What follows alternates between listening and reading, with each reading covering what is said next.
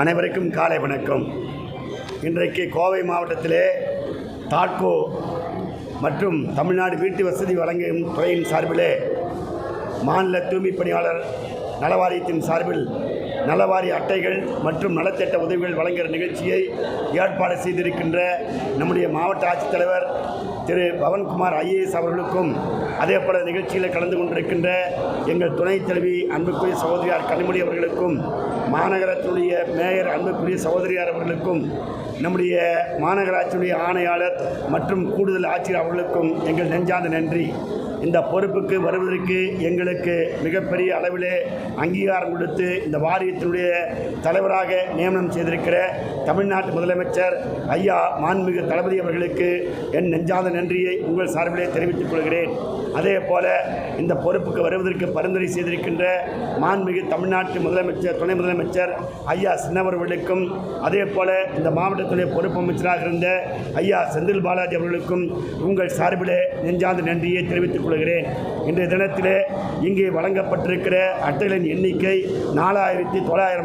இன்னும் 4000 அட்டைகள் வழங்கப்பட வேண்டும். நான் 30 மாவட்டங்களிலே ஆய்வு செய்த வகையிலே இந்த மாவட்டத்திலே தான் நிறைய 4000க்கு மேற்பட்ட அடையாள அட்டைகள் வழங்கப்பட்டிருக்கிறது. அதே போல சம்பள விகிதம் இந்த மாவட்டத்திலே தான் அதிக அளவிலே வழங்கப்பட்டிருக்கின்ற பட்டியலை என்னிடத்திலே கொடுத்திருக்கிறார்கள். நான் தேடிய வகையிலே பல்வேறு மாவட்டங்களிலே ஊதியங்கள் முறைப்படுத்தாமல் இருந்ததை எல்லாம் நம்முடைய மாவட்ட ஆட்சித்தலைவரிடத்திலே பேசி கொண்டிருக்கிற நேரத்திலே அவர் என்னிடத்திலே சொன்னார்கள், நாங்கள் அந்த ஒப்பந்ததாரர்களை அழைத்து அதே போல் அரசு அலுவலர்களை வைத்து ஊதிய விகிதத்தை எப்படி வழங்கலாம், எப்படியெல்லாம் கொடுக்கலாம் என்ற ஒரு வரைமுறையை வைத்து அவர்களுக்கு சரிவான ஊதியத்தை கொண்டு சேர்ப்பதற்குண்டான முயற்சியை ஈடுபட்டோம்.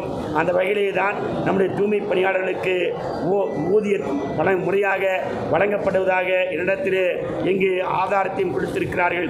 ஆகவே ஒரு ஆதாரத்தை கொடுத்து இந்த தூய்மை பணியாளர்களை வாழ வைத்திருக்கின்ற நம்முடைய மாவட்ட ஆட்சித்தலைவருக்கு மீண்டும் ஒரு முறை நெஞ்சார்ந்த நன்றியை தெரிவித்துக் கொள்கிறேன்.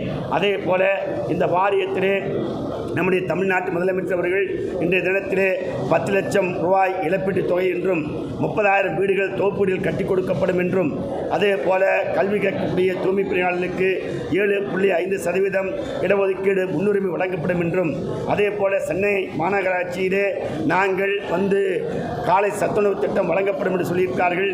அதை மாநிலம் முழுவதும் விரிவுபடுத்துகின்ற கோரிக்கையை மாண்புமிகு முதலமைச்சரிடத்தில் வைக்கிறோம்.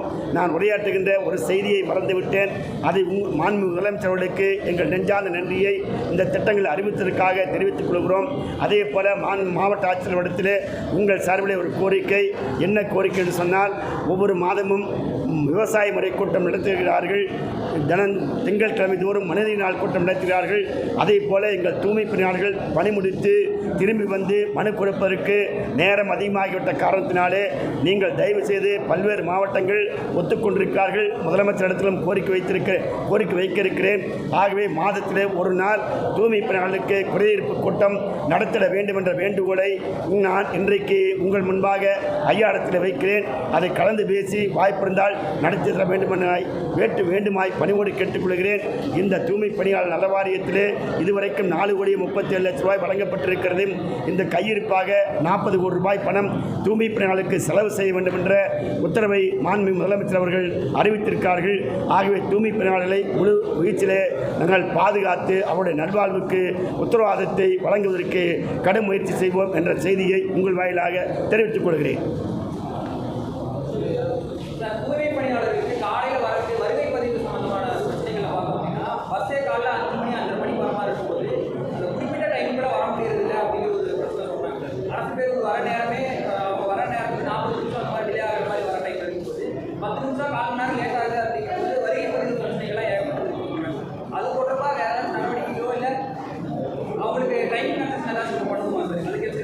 சார், அதாவது நான் உங்கள் சார்பில் மாநகரத்துடைய ஆணையாளருக்கு வைக்கக்கூடிய வேண்டுகோள், ஒரு அரை மணி நேரம் அந்த வருகை பதிவேட்டை நீடிக்க வேண்டும் என்ற கோரிக்கையை உங்கள் சார்பில் வைக்கிறேன். கண்டிப்பாக அந்த அரை மணி நேரத்துக்குள் அவர்கள் அந்த பதிவேட்டில் கையெழுத்திட வேண்டும். இந்த அரை மணி நேரத்தை மீண்டும் பணி முடித்து செல்கிற நேரத்தை அந்த அரை மணி நேரத்தை கூடுதலாக பணி செய்து திரும்ப வேண்டும் என்ற கோரிக்கையும் நான் உங்கள் சார்பில் வைக்கிறேன்.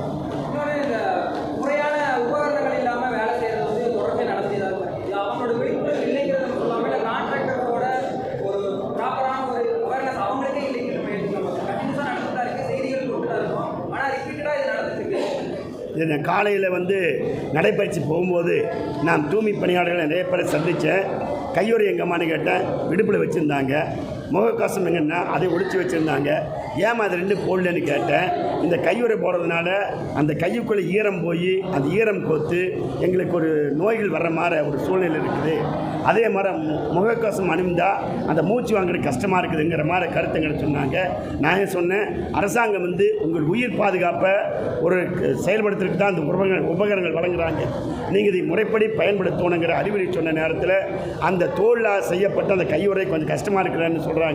நான் மாநகராட்சி ஆணையாளர்கிட்ட உங்கள் மூலமாக வைக்கக்கூடிய வேண்டுகோள், யூஸ் அண்ட் த்ரோ என்று சொல்லக்கூடிய ஒரு நாள் பயன்படுத்தி தூக்கி எறியக்கூடிய அந்த கையுறைகளை வழங்கினா இன்னும் சிறப்பாக இருக்கிறதுங்கிறது தான் என்னுடைய வேண்டுகோள். அதை செயல்படுத்தினால் அவர்கள் கையுறை நிச்சயமாக அணிவார்கள். அவர்கள் நாம் என்ன சொன்னாலும் அவர்கள் வந்து அதில் ஒரு மிகப்பெரிய கவனக்குறையாக இருக்கிறார்கள். மீண்டும் அவர்களுக்கு ஒரு பயிற்சி மூலமாக ஒரு வகுப்படுத்தி மீண்டும் அவர்களுக்கு உண்டான அந்த கையுறை அவசியத்தை கட்டாயப்படுத்துவோம். பல இடங்களில் வழங்கப்படுறது அது அந்த மாதிரி எனக்கு தகவல் வரல. அப்படி இருந்தால் அதுக்குடனான நடவடிக்கை எடுத்து எல்லோருக்கும் கையுறைகள் வழங்குவதற்குண்டான பாதுகாப்பு உபகரணங்கள் வழங்குவதற்குண்டான முயற்சி செய்வோம். கோரிக்கைகளுக்காக போராடுறவங்க டிரான்ஸ்ஃபர் பண்ணி ஒரு மண்டலத்தில் வேலை செய்கிறாங்க, அவங்க ரொம்ப தூரத்தில் டிரான்ஸ்ஃபர் பண்ணிக்கிறாங்க. அந்த மாதிரி பிரச்சனைகள்லாம் சொல்கிறாங்க. ஐயா ஏற்கனவே அந்த கூடுதல் சொன்னாங்க. அது மாதிரி நடக்காதபடிக்கு பார்த்துக்க சொல்லி ஆணையாளருக்கு சொல்லியிருக்கிறோம். அது காலம் நடைமுறை சிக்கல் எதுவாக இருந்தாலும் அதை தவிர்த்துட்டு பழிவாங்கிற எண்ணத்தை கைவிடுங்கன்னு சொல்லியிருக்கோம்.